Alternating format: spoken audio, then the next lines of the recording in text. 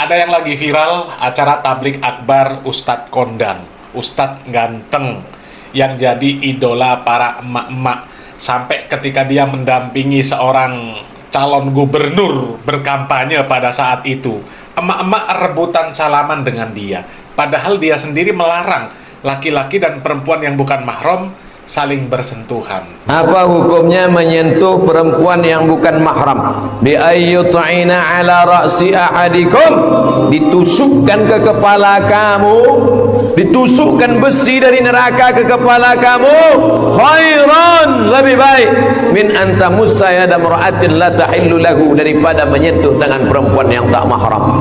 Jadi kalau ada perempuan udah ngulurkan tangannya, Pak Ustaz, saya sebetulnya nggak mau, daripada dibiarkan kan mubazir. Ini udah gini Pak Ustaz, gini kanlah, insya Allah dia tak sakit hati. Ya, Pak Ustadz Abdul Somad, Ustadz ganteng, Ustadz kondang, yang selama ini menuduh orang-orang yang disebut sebagai Salafi Wahabi dengan tuduhan-tuduhan yang keji, mengatakan Salafi Wahabi radikal, ya. Bahkan pernah bercerita bahwa ada seorang muazin, ya, di Arab Saudi yang ketika azan membaca innallaha wa malaikatahu yusholluna 'alan nabi ya ayyuhalladzina amanu shollu 'alaihi wa sallimu taslima. Kata Pak Ustadz Abdul Somad ini, muazin tersebut diperingatkan oleh orang Wahabi nggak boleh baca itu karena bid'ah, ya. Tapi tetap membaca muazinnya, akhirnya apa? Dipancung. Tunjukkan saya tokoh Wahabi, apa yang dilakukannya? Mana negeri kafir yang dibebaskannya? Mana? Tunjukkan saya. Nggak ada. Dia kalau berkuasa, apa yang dia lakukan? Kalau dia punya kekuasaan, apa yang akan dia lakukan? Ketika dia berkuasa, ada muazzin sebelum azan, innallaha wa malaikatahu yusalluna 'alan nabi, dilarangnya. Jangan baca innallaha wa malaikatahu, bid'ah. Yang azan ini buta, setiap azan dia inallah, dipancung kepalanya. Di mana bisa kami tengok? Judul kitabnya Fitnatul Wahabiyah, fitnah Wahabi. Itu salah satu video fitnah yang dilemparkan oleh Pak Ustadz Abdul Somad terhadap orang-orang yang dijuluki Salafi Wahabi, ya. Gambarannya memang ngeri. Fitnah-fitnah yang dilontarkan terhadap orang-orang yang mendakwahkan sunnah memang sangat mengerikan.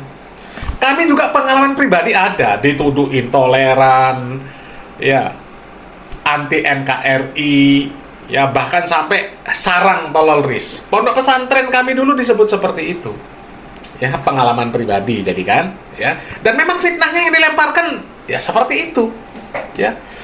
Kalau nggak sepaham dengan Salafi Wahabi,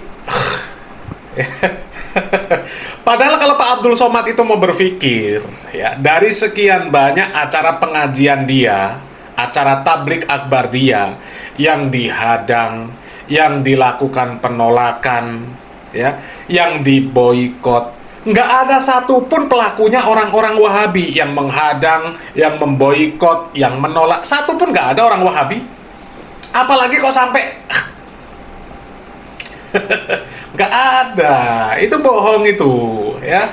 Bahkan fitnah dari Pak Abdul Somad itu kan sudah dibantah sama para asatidz Salafi. Buktikan kalau memang iya, sejarah itu tercatat harusnya. Masjidnya di mana, muazinnya siapa, yang menganu siapa, ya. Harusnya tercatat kalau memang itu sejarah yang bisa dipertanggungjawabkan, ya. Tapi ternyata nggak bisa dipertanggungjawabkan. Itu orang yang membuat cerita itu pembenci dakwah sunnah, pembenci dakwah tauhid.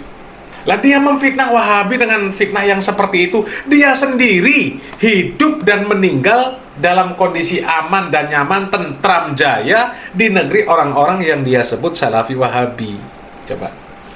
Kalau memang Salafi Wahabi memiliki sejarah yang seperti itu pemahamannya, harusnya dia sudah selesai. Ya, harusnya selesai diginikan juga, orang dia bukan Salafi Wahabi, kan begitu, ya. Sekarang coba kita lihat video penolakan kedatangan dari Pak Ustadz ganteng Pak Abdul Somad, ya, di Kutai Barat, Kalimantan Timur.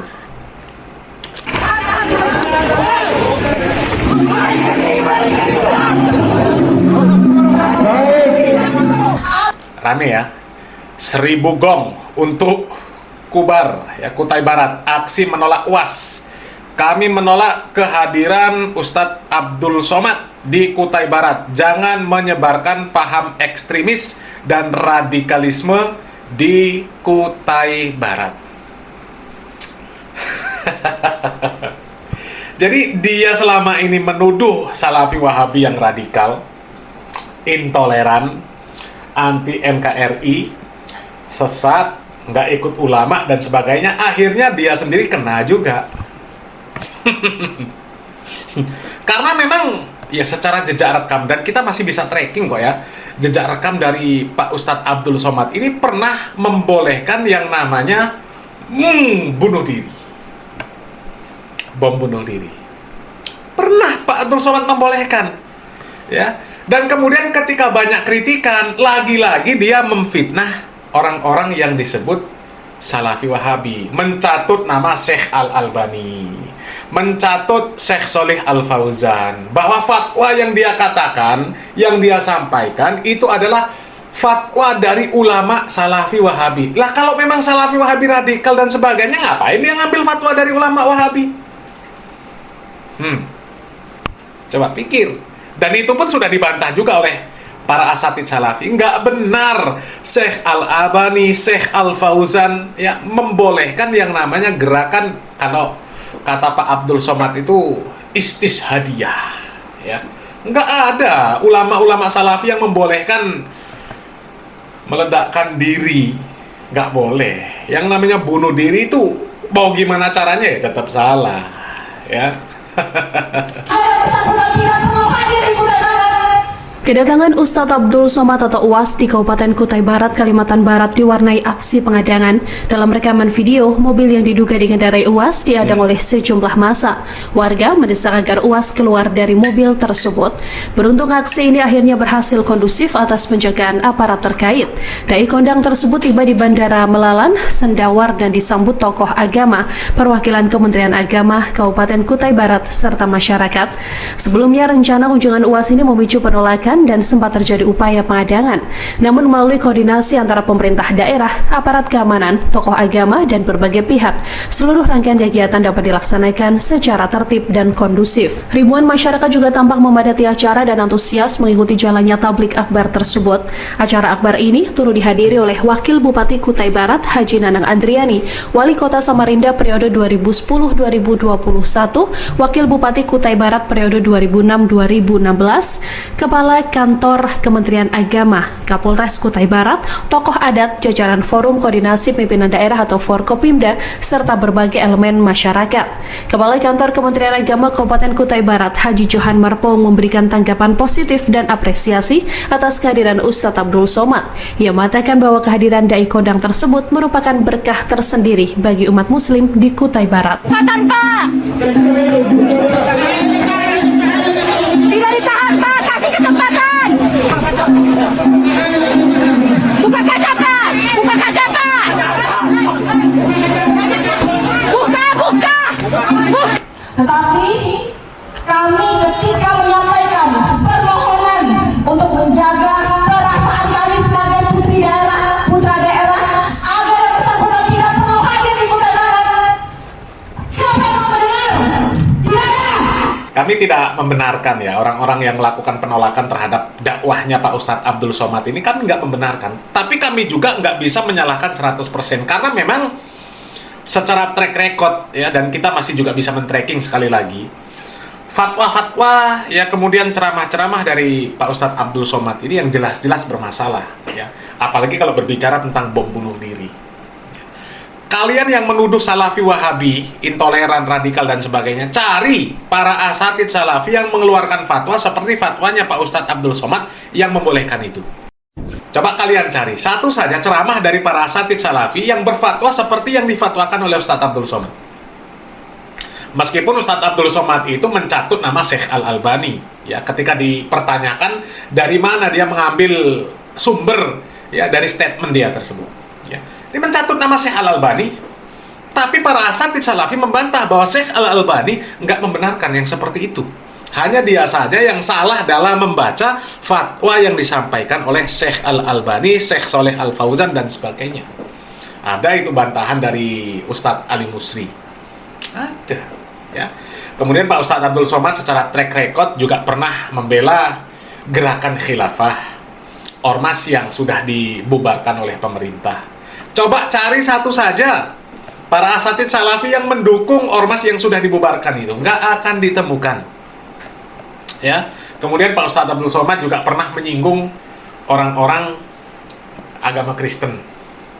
Ya, meskipun kami juga tidak menyalahkan 100% Pak Ustadz Abdul Somad ketika membahas masalah itu.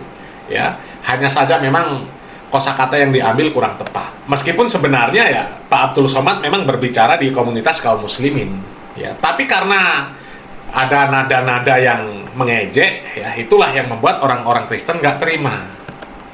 Ya, jadi seperti itu, ya. Dan kami sebenarnya pengen membuktikan saja lah ya kepada orang-orang yang selama ini termakan dengan framing-framing buruk tentang orang-orang yang dijuluki Salafi Wahabi, katanya radikal, intoleran, dan sebagainya. Coba satu saja carikan orang yang disebut sebagai Salafi Wahabi melakukan penolakan pengajian dari ustadz-ustadz yang lain. Nggak pernah. Kalau mereka amar ma'ruf nahi mungkar, menjelaskan mana tauhid, mana syirik, mana sunnah, mana bid'ah, mana ketaatan, mana kemaksiatan, itu sudah memang jalan dakwah. Orang yang mau terima silakan, nggak terima silakan. Memang seperti itu. Ya, kan seperti itu. Bukan berarti ketika orang menjelaskan ini tauhid, ini syirik, kemudian disebut mensirik-sirikan orang. Ini sunnah, ini bid'ah, membid'ah-bid'ahkan orang. Ini maksiat, ini ketaatan, dibilang yang maksiat ke neraka, yang ketaatan di surga. Ketika membahas tentang kemaksiatan dikatakan meneraka-nerakakan orang. Itu nggak benar seperti itu. Nggak benar seperti itu. Karena memang dakwah ya seperti itu. Ya, basyiron wa nadhiron. Memberikan kabar gembira untuk orang-orang ahli tauhid, ahlu sunnah, ahlu ta'ah, ya, bahwa mereka itu dijanjikan surga. Begitu juga kepada orang-orang pelaku kesyirikan, pelaku bid'ah, pelaku kemaksiatan, pelaku dosa, mereka ditunggu dengan azab neraka. Seperti itu. Itu bahasa peringatan supaya orang itu menegakkan tauhid, menegakkan sunnah, menjalankan ketaatan, meninggalkan syirik, meninggalkan bid'ah, meninggalkan kemaksiatan, meninggalkan dosa, supaya mereka tidak masuk ke dalam neraka. Ya. Mudah-mudahan bermanfaat.